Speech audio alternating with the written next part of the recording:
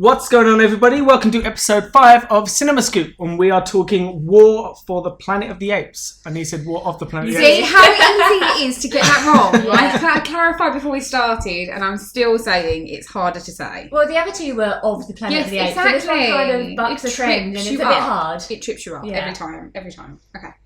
Anyway, War for the Planet of the Apes. Okay. So as usual, before we get into that, we're going to talk movie news, and there's lots of shit to talk about this week because D23 has just happened. We have. Well, let's talk about the one of the few trailers we got this week, which was the third trailer for American Assassin. Which is mostly same as the other ones. You get a little bit more plot in this one. Yeah, I think it was great. I'm trying not to watch it too many times. I'm slightly concerned that I'm going to know too much about what's happening now. But it still looks amazing, and I'm very excited. And especially hot off of Spider-Man Homecoming, it's good to see Michael Keaton in another role, which looks like he's going to be hitting it out of the park again. I mean, he was kind of a badass in Spider-Man, but but still a great role. Yeah, but American Assassin takes it to the next level. He bites off somebody's ear in the trailer. That's out in October. Okay, that's pretty badass. That actually happened in the book as well. Awesome. October? It's September 15th. September, okay. Yeah. Right, we'll sure be doing a podcast for that. We are counting down the days. A lot of good things coming out in September. That's good. Yes. Not that much coming out next week, which is problematic. Yeah, I'm actually feeling like the next couple of weeks are not great for movies. I feel like we've had all the big ones now with Guardians and Spider-Man. Moving into kids' even movies. Baby Driver turned out to be one that wasn't even on my radar. An unexpected hit. But we could possibly use those weeks to go back and look at previous big films or look at franchises. We'll still have a lot of things to say. We don't shut up. And we're going to, next week, we'll say this now rather than leave it to the end. Next week we're going to be doing, looks like we're going to be doing Cars 3, as there's not much else to talk about. Although me and Vicky are going to go and see...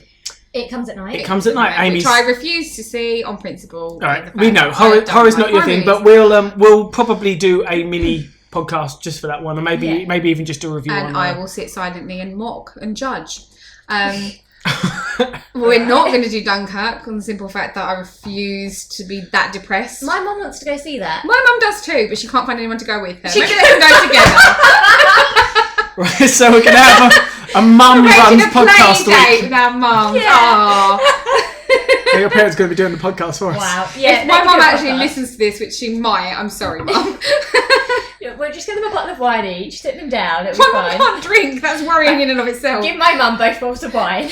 We've got a hell of an interesting podcast. My mum's right, so let's steer this back to something of a related topic. So we had D23 this weekend. It's still going on at the moment. It's 8 o'clock in the UK right now, but it's still going full steam ahead today. It's only the weekend, right? I believe so. I think today's the last day. So let's talk about what we had so far. So we got... Well, the frustrating thing is we got stuff, but we haven't got stuff. We haven't seen it. Because we haven't seen anything. There is stuff to be had soon. Yes. Hopefully they will release it for public consumption before too long. But right now we just know what we're seeing. We have information. So we have... let's start this off with Wreck-It Ralph 2. We got... Well, they showed footage for Wreck-It Ralph 2. This film has been on my radar since the first one. Well, you loved the first one. We didn't know much about the first film though, did we? Because it really came out of the left field of us, because we sat down and watched it, not really much idea about it. Low expectation. Absolutely spectacular, and I think all three of us were just sold like that. For fans of video games especially, it hit all the right notes. For Dan, as soon as Sonic came on the screen, that's it, he was done. Yeah. But literally, as soon as Sonic came on the screen, he disappeared and that was it. I mean, it was... And that was enough. And yet this film looks like... it. From the moment they announced this, they said that we're going to get Mario into this, which is great. I'm not a huge Nintendo fan, but I appreciate the fact they're doing this. What excites me is the footage that they showed with the characters of Ralph and Penelope going into the internet and going to the Disney princess website or a Disney princess website and meeting every single Disney princess. They brought all the original actresses out onto stage. I think it's just awesome. From Belle or Ariel onwards. Probably Belle onwards. So all the latest Disney princesses. No, they were the ones that were at the expo. I think they are getting Snow White and Cinderella and Aurora as well, but those voices weren't at the expo for... Well, I mean, to be fair, those are recorded such a long time ago. It might be hard for them to get hold of. But even so, the idea of... I didn't know too much about the plot before this, but the idea that Vanellope's Sugar Rush game breaks and they have to go onto the internet to find a part to fix it, whatever that means, whether it's software or something. But interesting way of doing it. And then Ralphie's trying to find a way to go viral, and they have mentions of Simpsons, and they've got Star Wars characters in it, Marvel characters. It just sounds so good. And Disney owns so much now; they can just throw so much in there. They don't have to ask rights or anything for all these Disney characters, Star Wars characters, and Marvel characters. Mix it up, and they it can do doesn't whatever matter. they want with them. And I'm glad that they are. And this is a film that, because I loved it so much, and they announced that they were doing the sequel, I was terrified that it was going to be one of those instances where they announce that they do it, or they don't announce that they do it, and it, with all the other sequels that we get, this is the one that I was most hoping that they would do. And they have, which is great. And unfortunately, it's a good and bad thing, but most of what they've announced at D23 is sequel and prequel and reboot stuff. That's not a bad move for them. But they have a lot of franchises going at the moment, so that is understandable. But there were still a few things in there that were new films. They had one, which we'll talk about, which is A Wrinkle in Time. Did you see the trailer for this? I saw that there was a trailer, but then we came out and did this. I've seen the trailer and I still don't know what it's about. It looks very much like Tomorrowland. Very strange, surreal. I'm not sold on it, but, you know. It doesn't look bad. I just don't feel like I've just looked it up on IMDb while you were watching that. And the synopsis that they've got just says, after the disappearance of her scientist father, 3 peculiar beings send Meg, her brother, and her friend to space in order to find him. Yeah. I watched a lot of sci-fi things, and that does sound quite... The trailer's a little vague. It's so... I have no idea. It kind of looks like Tomorrowland meets Stepford Wives kind of thing. Yeah, with Oprah. With the little houses and the... But that might be a good thing, going in there not having any expectations. I don't necessarily say it's a bad thing. I just have very little. I've taken very little away from that trailer. However it's perceived, it's nice to see Disney still dabbling in original ideas. And at least I think it's doing original. it, you know, maybe it'll be I've not worth heard seeing. Well, before, but all right. So the next is the thing that I'm most excited about, other than Wreck-It Ralph 2, which is that they showed off live action Lion King footage, which was apparently a shot-for-shot recreation of the Circle of Life. And Hugh Jackman is going to be Scar. I saw this, yeah. It's going to be fantastic. I'm so excited for this. I saw The Jungle. I was not excited for The Jungle Book at all. Yeah. I don't really like the original very much. Maybe it's just too much before my time. It's just a little outdated. But loved the new one. Mm-hmm. And as soon as they did that, I was watching the Stampede scene and thinking, this is so familiar. There were so many notes that were familiar from The Lion King in that. Yeah. And I thought, wouldn't it be great? And then lo and behold, they announced they were doing it with Jon Favreau directing. So that should be interesting. And that's coming out 2019. So we've got a bit of a wait for that. But like 2 years on that one. But, you know. Incredibles 2 finally got a trailer. I can't wait for that. So excited. Of all the films that Pixar have done, with the amount of cars. Which apparently they're doing another one in space. They're spinning off planes into something to do with space. Yeah, the spin-off of the spin-off. I'm totally. And yet we're only now getting Incredibles 2. Yeah. Wow. Maybe they wanted to wait and make sure it was good. Maybe. Well, we'll see how that one goes. Hopefully it'll be worth the wait. We got a behind-the-scenes video of Star Wars: The Last Jedi. Not to be unexpected. Doesn't give you much. But IMDb now. It is, yeah. That looks. I mean, it's Star Wars. We got a transcript of a scene from Infinity War as well. Infinity War? Infinity War! Are you stealing reading off Pirates of the Caribbean? We be seeing Infinity War. I hiccup when I was saying that. We've got behind-the-scenes footage of Infinity War. Yes. No, it was a scene of it, a transcript of a scene of it. Wait, no, it wasn't Infinity War. Wait, it was a covered up. No, wait, I went to watch Spider-Man Homecoming again last night. That was it, that's what I saw. Okay, I haven't seen this. I just... So I can't remember where I saw it. I'm going to have to find it and bring it up because it looks like it might have been a trailer or something or just I think it was a scene. Together. Maybe. So maybe because they couldn't video it, somebody just transcribed it. They just did a transcript of it. Unfortunately, that's what most of the news coming out of this is, people reviewing it. I'm sure that they will release footage. I think they will do, because I know that someone I follow that follows the Disney stuff more to do with the parks than any of the films, but she videoed the parks panel, so I know that they're not stopping them from doing that. They don't stop you from filming, so hopefully it's just shortly no one's home yet and no one's uploaded anything yet, so within the next few days maybe we'll see some more actual video footage of things that have so we got new Mary Poppins Returns footage with Emily Blunt in the role. Oh, she'll make a great Mary Poppins. That is the only reason that I'm actually, because the original Mary Poppins is lovely and very classic, but watching it as an adult, it's really long. Like, I'm surprised how long it feels. And so the only reason I'm really excited about the new one is because Emily Blunt will be amazing. This is definitely something that you're seeing. I would have thought that any Mary Poppins film being made without Julie Andrews' involvement would be met with criticism. But the fact that Emily Blunt's been announced, it seems to be getting almost universal praise. I didn't realise that she was so well liked. I think you can just tell from the things she's done before and her personality that she will make a good Mary Poppins. Yes. If anyone was going to replace, Julie Andrews, she's a good choice. Yeah.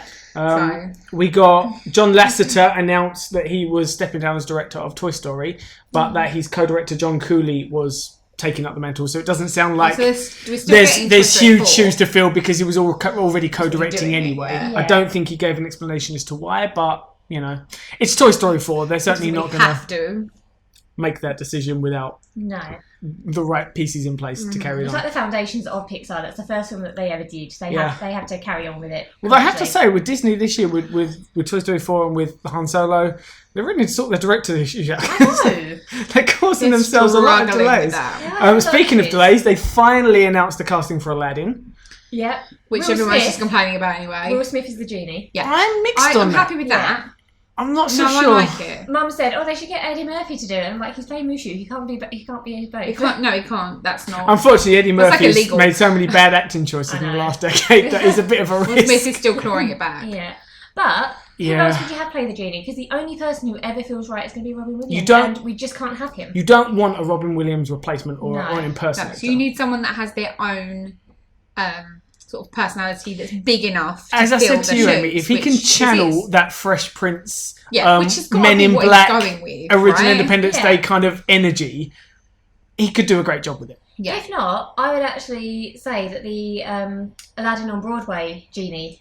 Yeah, he was amazing. He's a really good personality. He does it really well. It'll be interesting to see if he's going to be CGI'd or not. If he's going to be an actual actor, I'm not so... It's kind of got to be a name. Yeah. I don't know. But if it's CGI and they make it look like the original genie, he was so heavily designed around Robin Williams. I think it would be better to make him, film it as Will Smith. Maybe go a different route. Do a combination of the two, still CGI him, but make him more Will Smith. I imagine they will do because the genie's character is that he uses powers and things to kind of be larger than life. Because what else we got? Dumbo started production officially. Yeah. Live action Dumbo. Yeah. The only thing I know about that is Michael Keaton is in it, as he is in everything right now. Yeah, doing good. Hope he doesn't. I'm not even sure what character he's playing. He's a lot more established than The Rock, so let's just hope he doesn't go with the way of The Rock with the overexposure at the moment. But he's Michael Keaton. Michael Keaton's just having a resurgence. Yeah. He's been around forever. So we'll see more about that. I'm not too excited about Dumbo. I don't like the original. I actually only watched it for the first time about 3 years ago and didn't realise quite how short it was. It's very short. It's an hour. That's it. It's very short, and a lot of it is him having a trip on alcohol. It's quite depressing. Yeah. Yes, Pink Elephants on Parade. It is amazing, but very inappropriate for children. It is in some ways. It is. And the only other thing I found this week was we got the first image for anybody who cares for the new Saw Legacy film. Snore. Yeah, I'm over it. I was over it after the first film. So. I'll check it out because those films always interest me, despite despite the fact that they're always terrible. So that's it. Quite a lot of Disney information, and Kingdom Hearts 3 for anybody that cares finally got a release date of next year, which should be good. Which means that Dad will be spending more money. Yeah, absolutely. Okay, so from there we're going to go back to last week's format of doing the trivia first. Yes. So we don't talk about all of the answers to the trivia questions before we ask the questions. Oh, trivia questions. So we will see. Yes, this week, rather than coming up with their own buzzers, because we decided that Vicky's just too quick off the mark with that, Dan and I decided that what we're going to do is get our bell that's out. the reason I was winning. No, but some of the time I knew the answer, but I just didn't get in there first. So this way we're trying a different thing to see if that makes any difference. Basically, we have to come up with some way to stop him trouncing us, Vicky. Well, he's probably going to win on this week anyway because he knows more about the franchise than I don't know about that. I'd like to point out that I'm still trailing behind with 5 points as opposed to Amy's 13 and you're 20. Yeah, so he's almost got no chance. Even if I beat you on every question, I'm still 5 points behind. That's true. Only 2 points ahead of me. It's not.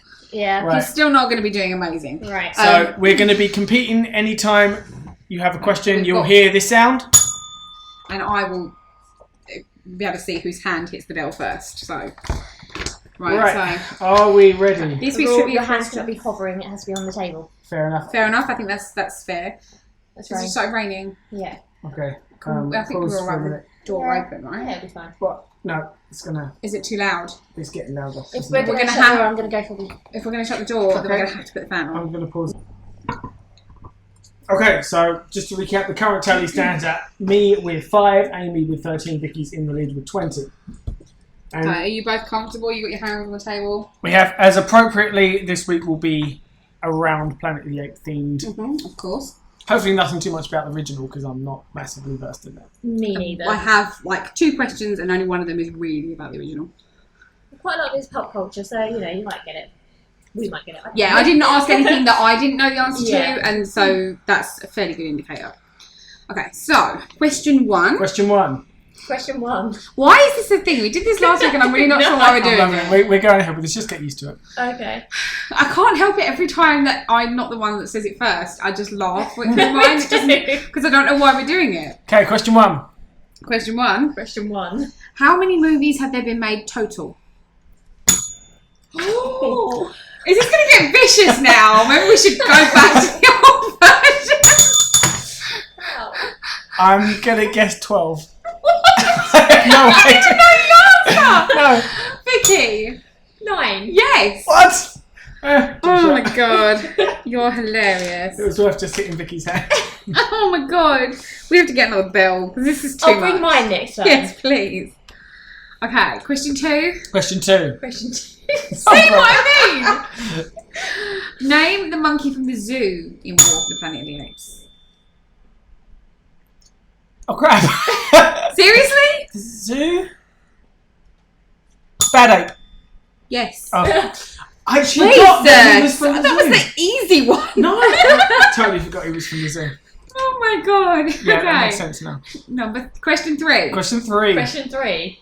Who plays Caesar? Andy Serkis. Okay, it's getting violent. I'm thinking this is not fair because you have a bigger hand than Vicky, but it's more fair if it was the 2 of us. I mean, not that my hand. Even if my hand was bigger, it's just to still get there first. Question floor. Question floor. Question floor. Question floor. Question 4. Question 4. Did you just snort? Oh no. Question 4. Question 4. Question 4. Who starred in the 1968 Planet of the Apes? Charlton Heston. You're supposed to wait for me to call it. Why? Because that's fair. No, Vicky was going to answer. Question 5. Question 5. Question 5. I said it right that time. Don't mock me. This was a little harder. Okay. Which line does Tom Felton have in Rise of the Planet of the Apes that is taken from the 1968 version? Get your hands off me, you damn dirty ape. Take your hands off me, you damn dirty ape. You're both off slightly, so I'm taking hers because it's close enough and she was first. Take your stinking paw off me, you damn dirty ape. You dirty ape. Question 6. Question 6. 6. We're now competing over who gets to say it first. Come on, people. This is a very competitive game. This is a slightly harder one, okay? So pay attention. Okay. What is the name of the medicine James Franco's character is developing and for which disease is it? It's for Alzheimer's and it's AL112? AZ112. ALZ112. Yes! On your 3rd try! That was 3 guesses. Would you have got it right first time? That's not the point. Yes, it is. It's entirely the point. Okay, is that 1 point or 2 points? That was 1 point. She asked 2 questions, I'm asking. I did ask 2 questions, but it is only 1 point because otherwise it doesn't make sense each week. That's fair. I just thought that the second part was easier, so if no one knew the first part... That's not how it works. You don't get 2 points for getting Charlton and Heston right. My theory was I wasn't sure if anyone would remember the ALZ112 thing. No, so I thought that way at least you get part of the question right. Well, to be honest, after you remembering how many bricks there were on a Lego Death Star last week, I think anything's possible. That is entirely true. And okay. 3,803, am I still getting it right? I think so. I think so. I might not ever forget that for the rest of my life. Okay, question 7. Question 7. Question 7. How old is Caesar in War for the Planet of the Apes? 30. No. He would be 25. No. What are you looking at? No. 20. Okay. Are you looking at the calendar trying to figure it out? She's counting. Does anybody know how old he was at the end of the first movie? 3. No, he was about 10. He was 8. 8. So clearly we have no idea. We just stopped guessing. And then 15 years after was Dawn of the Planet of the Apes. Dawn of the Planet of the Apes took place 10 years after, so he was 18.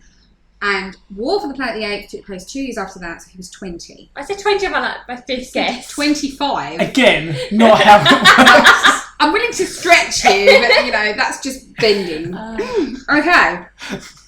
Mine are double Question 8. Question 8. Question 8. What does Woody Harrelson's character say when he first meets Caesar? Don't know the answer. Guess. There you are. No. Do you want to take a guess, Vicky? Stab in the dark? Something about his eyes being almost human. That is actually right. I mean, it's not exactly word perfect, but that is, look at your eyes, almost human. Yeah. So I think that's about as close as we were going to get. I didn't expect anyone to get it word perfect. You just lost the contact lens. Yes. Oh dear. I was making her cry so much she lost the contact lens. You have hit her hand so hard, she's cried so much, she's lost the contact lens. I think she should get a point for that. As close as you, I think so. You didn't even come close to that, so. My answer was just going to be high. Right. Alright, got a bit too excited. Can you see again now? Yes. Are you sure? Yes. Out of both eyes or just the one? No, I'm good. Are you winking at me, or is that adjusting your contact lens? That makes me really uncomfortable. Please don't do that. So there's people that wink with their mouths. This is a podcast. Nobody can see you do that. Well, edit it out then. I don't care. Just your mouth. That would be creepy. Can we please get on with the questions? That looks more like a coffee trying to eat something. Or Pac-Man. Speaking of Pac-Man, I just thought we watched Pixels again the other day. Yeah. I forgot how funny that film was. Oh. I know there are a lot of people that don't like it, but that whole scene, hello, my sweet little boy. It is amazing. Unfortunately, I fell asleep before that bit, but that was pure tiredness. Some of us care about cinema. Carry on. Okay, question 9. Are you ready for this one? Because I know you both know the answer. So, right. Question 9. Name the Doctor who appeared in 1968 Planet of the Apes. Zeus. Dr. Zeus. Oh, Dr. Dr. Zeus. Dr. Zeus. Can I play the piano anymore? Of course you can. Well, I couldn't before. Classic. Okay, and question 10. Question 10. Question 10. Final question. Final question. Final question. Name 2 of the 3 ape laws. You didn't know what I was asking. Go on then, Dan. Go for it. 2 of the 3 ape laws. Thou shalt not steal. No. Come on, think about it. You might not have them described as that, but there's some things that they repeatedly say. Ape, not kill ape. Yep. I thought that was it. So that's 1 of the 3. 1, 2. There's another one. There's the third one. I didn't think that either of you would know, so but there's another one that's repeated a ape, not lot. kill ape, and apes together strong. Yes. That's a law. Yeah. There's 3 ape laws: ape, not kill ape, apes together strong, and knowledge is power. Apparently. All right. Well, hey. Now I'm in the lead. So how did you do? You're not in the lead. How many did we get? How many have you got now, Dan? The tally now. So Vicky got 5. I got 4.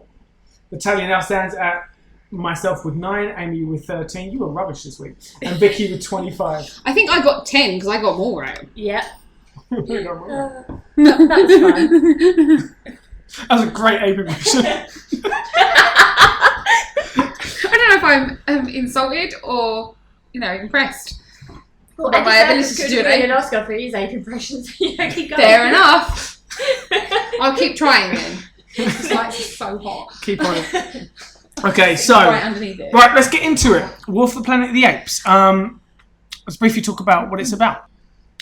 War for the Planet of the Apes. So it's set 2 years after Dawn of the Planet of the Apes, and essentially we start off sort of with the monkeys, part of the war, and then monkeys. I'm sorry, apes. I don't know why I always do that. Apes, part of the war that's been going on in the last 2 years. It's confusing because it was originally titled War for the Planet of the Monkeys. Would you like me to synopsize, or would you like me to shove something up your nose? Did you just make up a word? No, she's pretty sure synopsize is the real word. Yeah. I'm interested by that. Don't question me on word meanings. You know better than this. Do you not? Am I not? Shall I Google it?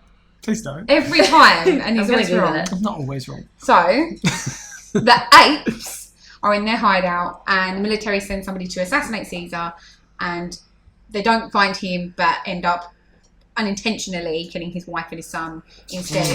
And then the rest of the film, we essentially follow Caesar on his journey to take revenge against Woody Harrelson's character, which is the Colonel who shot his wife and his son. So I thought that was really sad at the beginning. It was. I really didn't expect to feel that much for it because I wasn't that connected to the characters in Dawn of the Planet of the Apes because I watched it on Film 4 and there was a lot of adverts and I kept getting distracted. Oh, I watched it when that was on. I sort of half watched it. Just teach you a lesson, never watch anything on Film 4. Yeah. But anyway, I didn't feel that connected in Dawn of the Planet of the Apes for that reason. So I really wasn't expecting to really feel that much when it opened as it did. And it really hit me, and I'm sitting there in the cinema, and I'm actually feeling quite choked up, which I don't do with a lot of movies anyway. Yeah. So what do we think? Brief overall impressions? Overall, I really enjoyed it. Much more, I enjoyed it at least as much as the first one, if not slightly more. Mm-hmm. The second one, I wasn't over keen on, but it might have just been, I'm really not a fan of Is it Zoba? Zuba. Koba. Who am I talking about? Koba. Zubat. Loved him. We've veered off into Pokemon again. Yeah. Now I've forgotten his name again. Koba, I just didn't like. Right. But I like the way they used him in the new one. No, I know, but sometimes that just puts me off of the whole thing. I don't like that bad guy, put me off. No, but I want to love everyone. I did, and also I feel like I didn't connect with the human characters in the second one the way that I did in the first one. I agree with that point. I really enjoyed it. I loved it as well. It was interesting because we saw this film in 4D. That was interesting. That's an experience I want to hear about because I've not seen anything in 4D. It was good. Ever. It was, as I said to you earlier, the only problem is it kind of takes you out of it a bit because when you have the really dramatic moments in the action, when his family get killed, and by the way, as usual, spoiler alerts going forward, you have bit late now. Too bad. There's a lot going on, and sometimes the excitement of being thrown around in your chairs can take you out of it. But otherwise, one moment quite near to the end of the film was a particularly violent shaking in the chairs, and I thought Dan was going to come out of his chair, which made me laugh at a very dramatic moment that should not have been funny.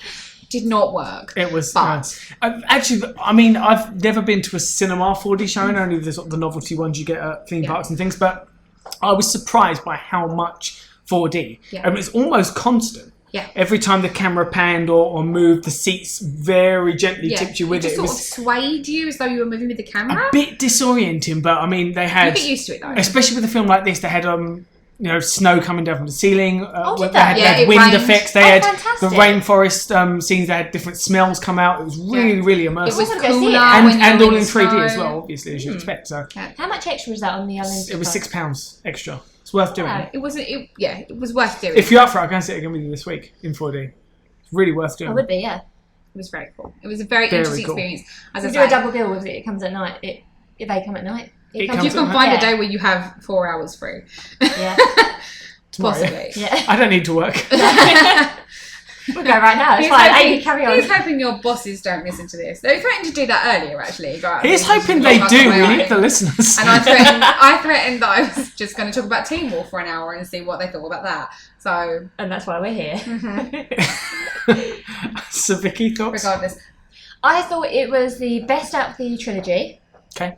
And as a film, just by itself, I thought it was stunning. I thought that all of the cinematography was amazing. The editing was great. I felt that they did really well to have almost no expositional scenes at all. They had a small one between Caesar and the Colonel, which was to explain the Colonel's... Every time you say the Colonel, I think of the guy from KFC. Yes. Because you have to cluck. It did have to cluck. You had to cluck. It's compulsory when you talk about Kentucky Fried Chicken. And so to be able to explain a film like that was fantastic.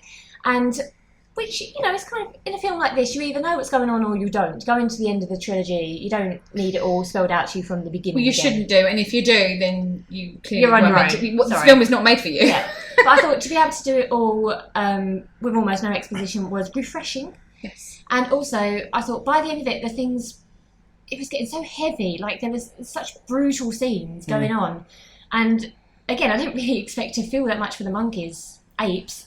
See, it's easily done. I really didn't expect to feel that much for the apes, but I really did. I was really connected to all of them, and I cared what happened to all of them.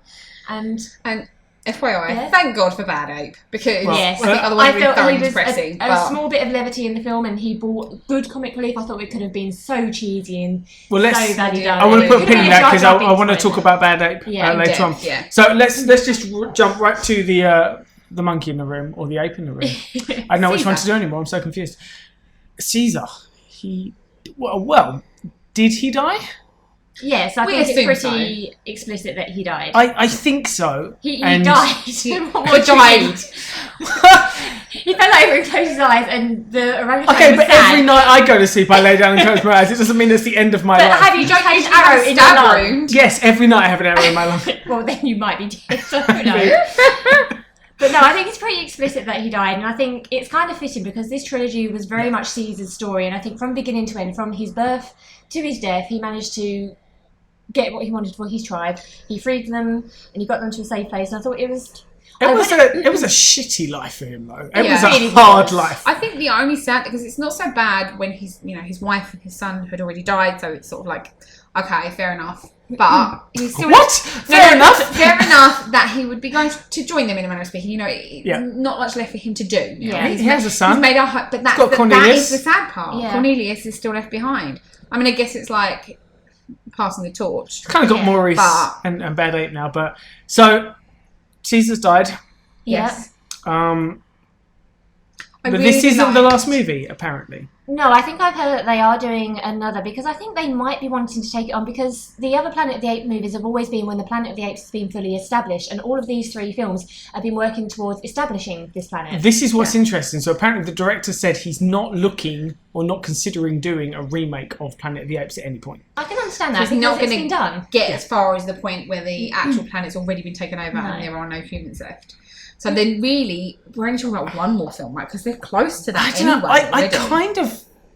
I kind of like the idea of leaving it with this movie. Yeah. Well, like the original Planet of the Apes is so ingrained in pop culture. I've never seen the original. I think I saw the Tim Burton one when I was younger, but I already knew everything that was going to happen. You're not missing much with that. No. But I already knew everything that was going to happen because it's so ingrained in pop culture. I don't really think it's been redone in some sort of mocking way. Unlike the Tim Burton version, who came along and wasn't a very good movie, wasn't accepted as a very good movie, hence the fact they rebooted it. Yeah. This trilogy has been so successful, one of the few examples of a trilogy that is better with every movie. Yes. I wish they would leave it at this point. I feel like it's been a good story arc, and I forget until this movie came out that it was, there's a virus involved in this, and because they don't touch on it too much. This is not a post-apocalyptic what happened to the human story. This is very much about the apes. Yeah. Struggling to survive. From their point of view, from their perspective. It's not about humanity, and I think I like the fact that there is potentially more humans out there. There's parts of the world that they don't know what state it's in. I like that being a mystery. And I like that we don't know how many other tribes of apes there are, because obviously we found Bad Ape, and he wasn't from Caesar's original gang. So he wasn't part of the lab monkeys, and he wasn't part of the zoo that he liberated. But he didn't seem to have had any exposure to the ALZ 112. He says he learned to talk from the humans. Yeah, but after the virus, because the virus spread worldwide. If you watch the beginning of the second movie, it spread worldwide to every single start. Okay, so the virus spread worldwide, it hit everyone. So what's happening in this part of California that is centred around Caesar's gang is happening all over the world. That makes so much more sense now. So it might be that only the apes are targeted to become more intelligent on this. Humans will get wiped out, and the few that are immune are slowly being affected by the drugs, so they're becoming less intelligent. And they could be the people that we see in the original Planet of the Apes movies who can't talk and everything. And everyone else is left alone. So that I think that this is a brilliant way to set up the backstory, because when you watch Planet of the Apes, you don't get told any of this. No, it makes so much more sense knowing about the virus. On this point, this is quite interesting, because you have this virus whose effects are now making humans mute. Yeah, which was aside from that, it was interesting. But aside from that, not much else happens. As evidenced by the little girl Noah, who can't talk, but other than that, her faculties are all intact. She's to be fine. Yeah, she's capable of keeping herself alive. She's got basic survival skills, and she's able to learn the same language that Maurice uses. But they're less intelligent. So I think what will happen is that the monkeys and the humans reverse roles, which is what Apes, Vicky. Apes, sorry. It's been said once now, and that's all I'll ever say again. Really? Is that all it takes to say it once? Apparently. Okay, somebody's devolving right at this table. Uh-oh. No, but I think what they're going to do is the apes and the humans are going to change in their status so that where the apes are now unable to talk and they're unintelligent, that's where the humans will be. They'll be less able to be able to form all these governments and everything that Caesar and so they don't have to take that over just by default. Exactly. So they will change places. So I think that is the real effect of the drug that's going to go on the 1%. Was it that is immune? Something like that. Yeah. This is an angle that I loved about these movies. I love that it's not a film from the human's point of view. Yes. That it's just about the apes and the way that they're being treated effectively. This is not a humans are the best species in the world. Let's retake the planet. Like every American disaster movie where the Americans save the day. This is not an egotistical film by any stretch. This is really a film where you spend 99% of your time with CGI creatures, but in such a convincing way. Yeah. You don't once... Well, I didn't once during the whole of that film consider the fact that these creatures are just CGI. No. I didn't go, oh yeah. And it's so much better than all the original films. You do in the first, in the Rise of Planet of the Apes, there's... When you see Caesar, it's incredible. But the stuff before that, where he's younger, is a little off. But that's purely because, they were just starting. Before you get Andy Serkis. That's true. Yeah. Before they could do it he just inherently makes CGI better just through his acting. He does. Did you see him? The video on YouTube of him doing reading out Donald Trump quotes as Gollum? No. Yes, that was amazing. What's interesting about this film the most is the fact that it's called War for the Planet of the Apes, but isn't really a war film. No. It's actually, I'd say, far more of a drama than it is an action movie. That is true. I think it's kind of a prisoner of war movie. Which you can only happen if there's a war, but I feel like it's not really a whole-scale war. This is just one battle of a big war. But you can't really have Battle for the Planet of the Apes because there's already a film called that from the originals. But then you could just take the title. No one's going to argue. It's true. So what are they going to do about it? just do it. What you can do? I'm... She's got nothing on me, mate. That's what you can do, huh? Right. I read a description. I think the cider's gone to our heads a bit. This is what happens when you mix medication with alcohol. Good God. I read a description about the title in the Empire magazine article that I was reading that I thought was quite funny and quite well put. You love a quote, don't you? I do, because sometimes other people say it in a way that's so right that you can't then rephrase it. You know, it has to be said in their words. That's what's great about written word. Why would I need to say it in my words when they've already said it in their words? God, you really need to be sponsored by Audible or something. Read, children. I suppose that wouldn't really encourage you to read, absolutely do that. Listen.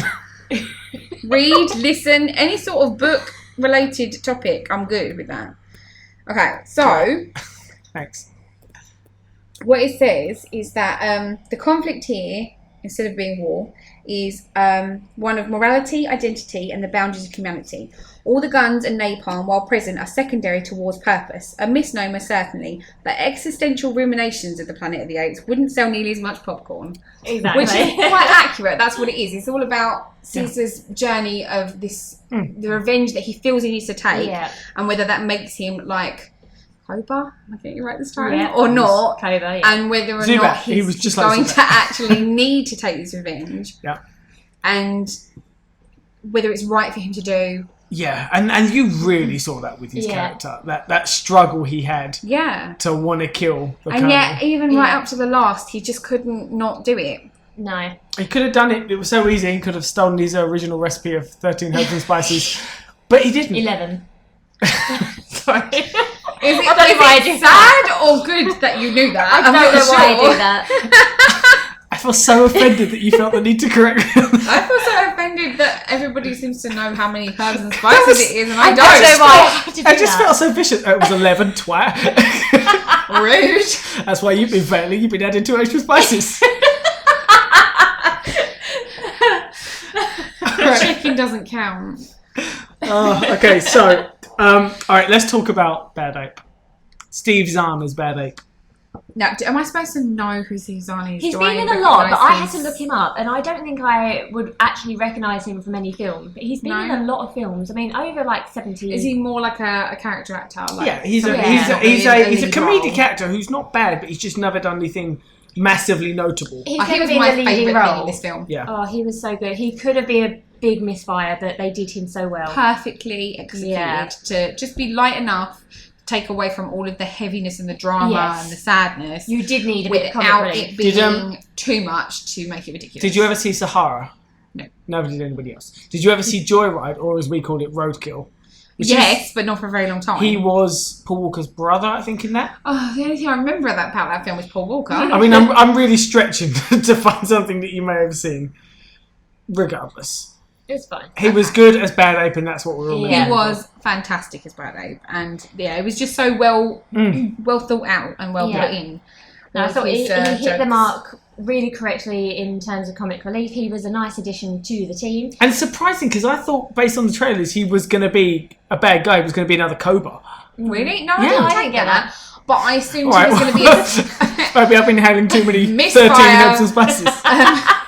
But I did assume he was going to be just a small part. Yeah. They were going to find him and maybe a few others that were sort of left survivors of something and move on from that. See, I watched the trailer before I watched even the first two films, so I had no idea who he was and that he wasn't an original part of the thing. You just assumed he was already in it. I thought the voice was the orangutan speaking, I don't know.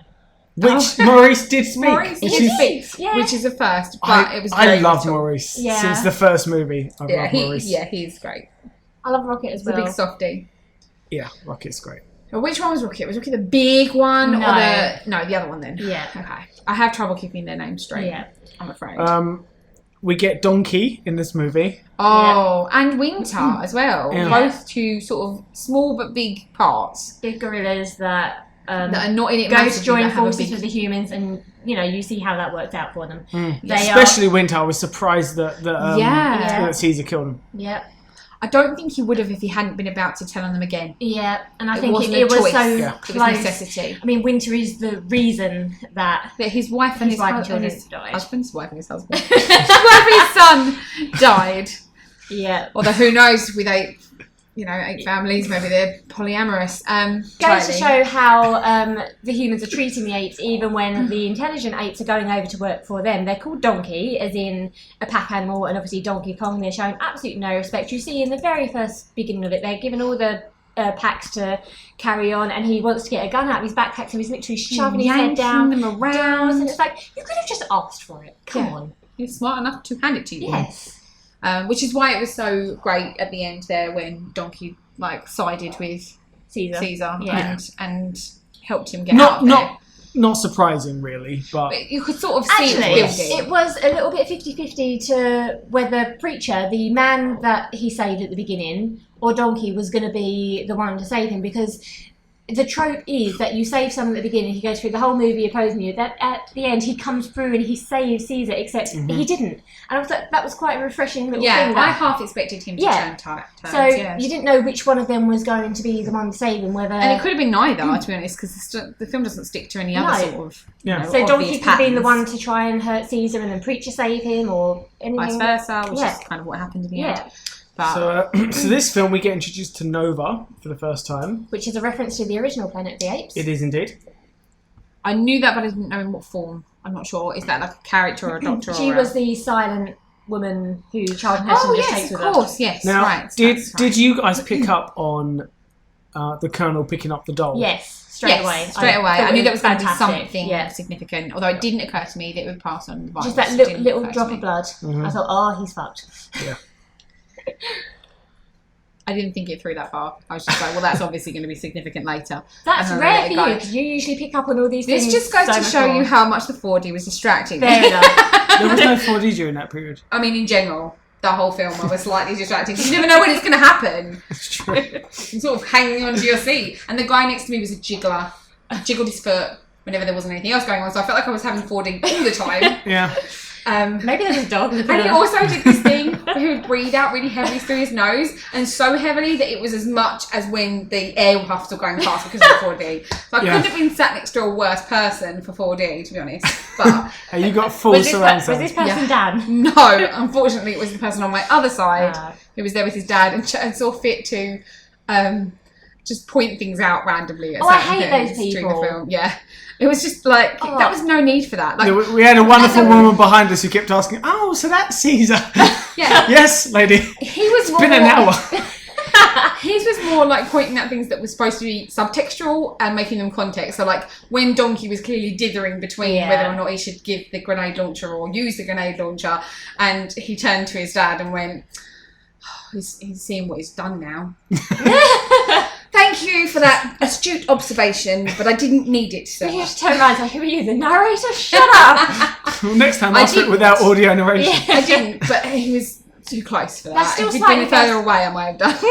That's still slightly better than the people who were sat behind me during La La Land, who, during the opening number, when they opened up the back of the truck and there was some bongos, like, oh look, they've got bongos! Why do you want... Oh no! And this was like that for the entire. Oh, they're dancing on that car now. Oh look, they're doing a spin. But I had to turn around and tell them to shut up because I could not have listened to that the entire movie. This is what you need when you pirate a film. You need this to make it so good. Yeah. The trouble is that going to the cinema would not be the same if you didn't have other people there. You need atmosphere. You know, if things are funny, they're funnier with a lot of people. Yeah. But on the other hand, it would be so much better if they just like screened people. You must be above a certain level of IQ and be able to keep your mouth shut for 2 hours and your phone in your bag in order to see this film. I think that's a fair requirement. Well, what film was it we were seeing that there were people and they were very loud? That family who were running up and down the whole time. So Wonder Woman or Baby Driver? Might have been No, I went to see Wonder Woman and Lucy. No, it was Baby Driver. Yeah. It was Baby Driver. Right, let's circle this back. Sorry, moving on. Rant about cinema goers over. Right. It's never over. Woody Harrelson, a.k.a. the Colonel. He's always fantastic in everything he is. He can't do wrong, really. I felt he was slightly underused. He was. But as we said before, the movie isn't about the humans. But in a film where we have very, very little about the humans, having Woody Harrelson in there just makes it such a memorable character that you don't need a lot of dialogue in there to talk about the character because he's Woody Harrelson. This is what's interesting. They never addressed what happened to Jason Clarke's character in the first film. The second film, Dawn of the Planet of the Apes, to Malcolm. No, but I mean, it's been 2 years since then, so presumably he died of the virus or something. Yeah. Luckily, they'd all died. But that's just the assumption that I would have made. But I would say that Woody Harrelson's character, that his role is small but impactful. Yes. It might not be in there a whole lot, but it changes the course. Without him, Caesar's journey this is why I felt that exposition scene between him and Caesar was so necessary, because it gave his character a bit more screen time. Short time. But it wasn't that heavy as expositional scenes go. It wasn't like an info dump. It was just giving a little bit of background. You understood why he did these things. It may have been crazy and unnecessary and a bit over the top, but you understand why. He's grieving for his son. I think the situation, his son, that doesn't count. Yeah, but the situation I put it on, and that's why he hates the apes, because they are the ones who are going to be in charge, and he had to get rid of his monkeys. Shut up. I did it right now. You're confused entirely now.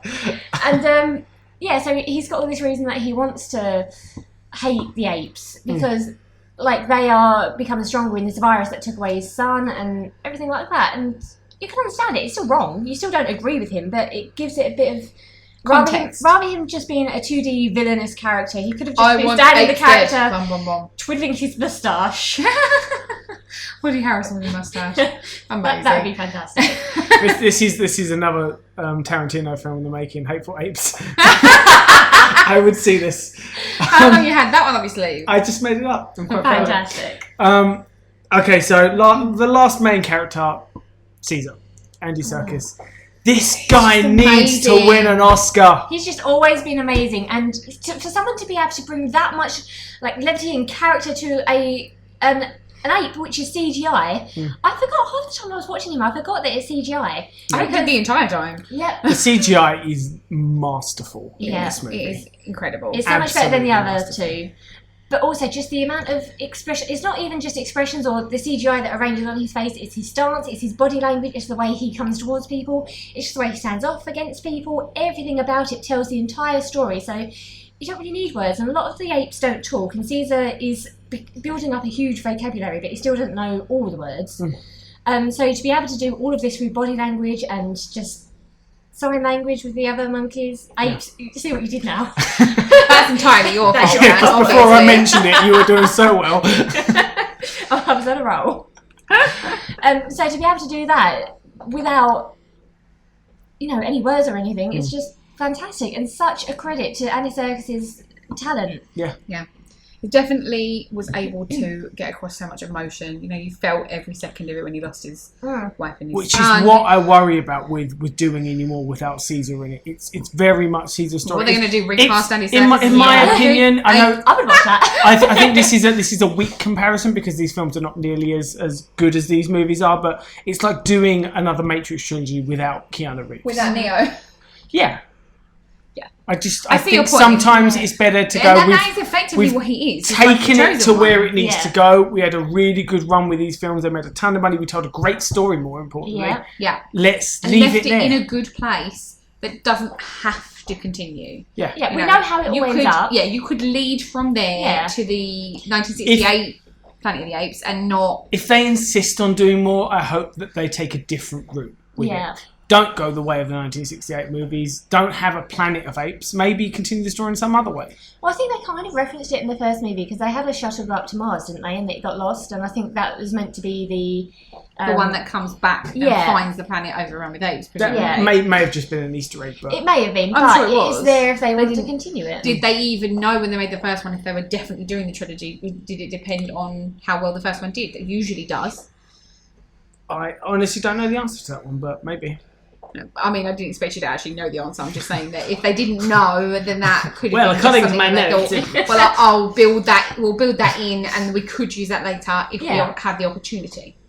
Because they could do it without it being 2,000 years on, like the original was. They could have it being that it's like even 100 years later if they had some sort of hypersleep in there. I don't know. I can't remember that bit. They come back and everything's all overgrown. It's obvious that it's Earth, as it was quite obvious it was Earth in the first film that they just... It was Earth all along.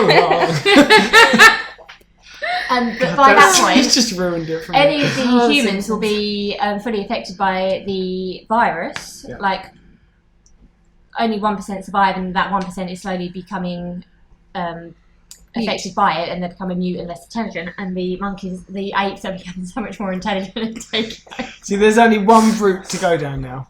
Combine Resident Evil with Planet of the Apes. Have Mila Jovovich teaming up with apes to take out zombies. You know what I thought during the really, you have something to say about this ludicrousy?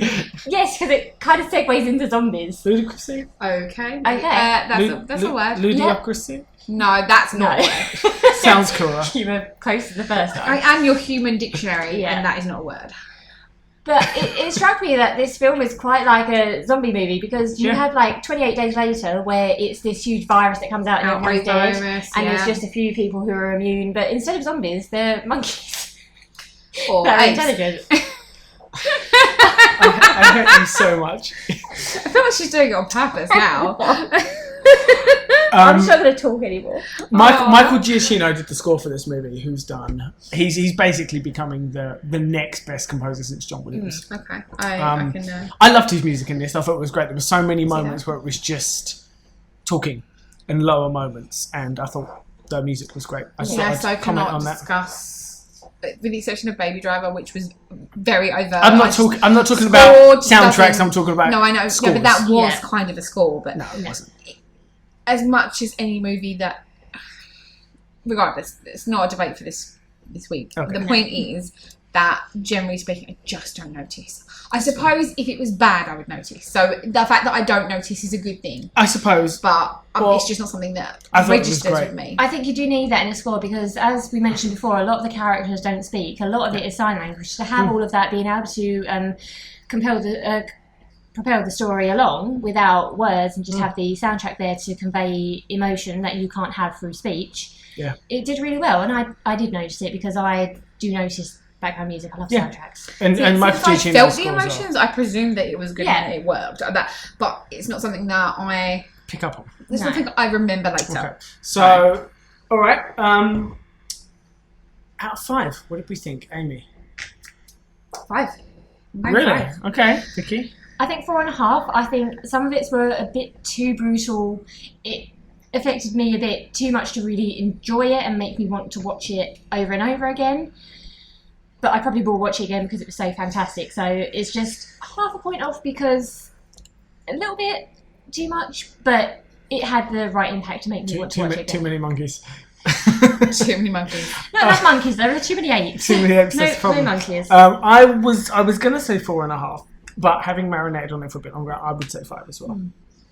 I think for me personally, though, the 4D did have an impact on that. And that's hence why I want to see it again this week. Yeah, I think it did definitely make a difference. If it's on, as to how much I enjoyed it, because I feel like a lot of the film. It's fine. Just make your plans while I'm talking. It's fine. Okay, the 4D definitely added something for me that wasn't there for the first film. I enjoyed the first. Did it add an extra dimension?